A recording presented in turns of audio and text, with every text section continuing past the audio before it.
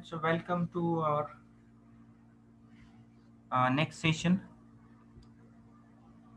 We are starting with multiple choice questions on strength of materials, specifically unit 1, which is simple stresses and strains. Okay, so let us start with these questions, and also a little bit explanation on each multiple choice question.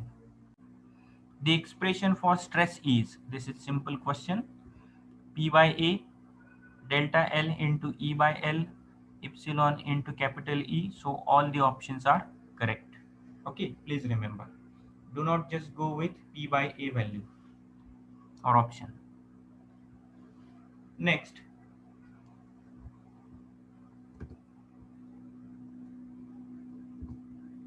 modulus of elasticity can be calculated within dash region.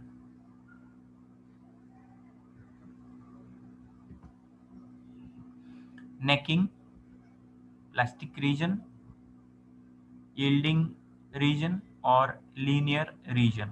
So remember, modulus of elasticity is to be calculated with respect to linear region. Okay, because there is no elastic option here. If elastic option is there, elastic will be correct answer instead of linear. Next one, a steel rod of length has a circular cross section of diameter small d. If delta L is the change in its length when subjected to an axial tensile force, the volumetric strain will be dash. We have to assume the Poisson's ratio as small mu. These are the options. Delta L upon L into 1 minus 2 mu. Then this is another option, third option, and fourth option. So option A is correct, and this is the explanation. Okay, change in length upon original length. So using these equations, you will have to derive option A as the correct answer. Next, a body is subjected to stresses sigma x, sigma y, and sigma z along xyz directions respectively. Strain in x is, this is one option, second option, third option, and fourth option. So answer A is correct. 1 upon modulus of elasticity capital E into stresses along x, y, and z, and all of,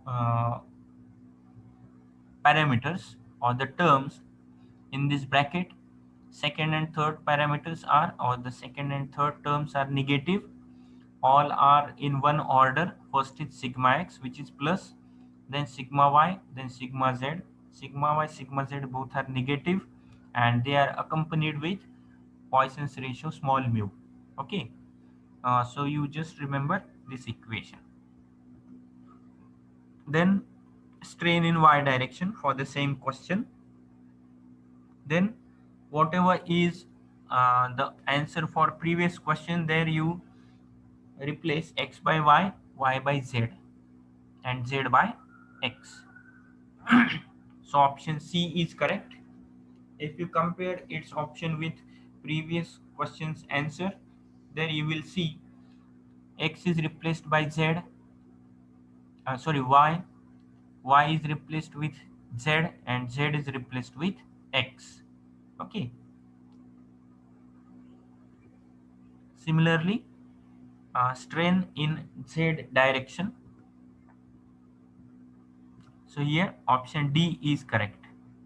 So you just remember strain in x, and accordingly you can write equation for strain in y and strain in z. So you need not remember all three at once. You can remember only correct option along x, and then accordingly modify strain values along y and z. Replace x by y, y by z, and z by x. Next question. The relation between modulus of elasticity capital E and modulus of rigidity capital G is 3g times 1 plus 2 mu, 3g times 1 minus 2 mu, 2g times 1 plus mu, 2g times 1 minus mu. So answer C, option C is correct. 2 into g times 1 plus mu. Relationship between capital E, capital G and capital K. So option C is correct. 9 kg divided by G plus 3k. Next question. If working load is 1/3 of the ultimate load, the factor of safety is. Now we know what is factor of safety. 0.333, one option, second option is 3, third option is 2, fourth option is 1. So answer B is correct. You will have to use this ratio. Okay, capacity divided by demand. What is the ultimate value and what is the working load that you have to see. So ultimate load is factor of safety into working load.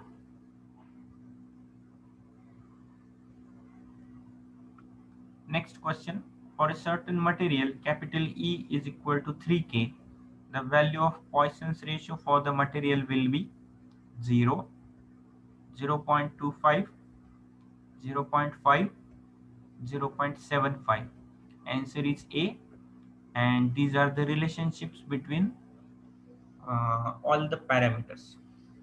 Okay, use these appropriate equations and you will get the answer as 0.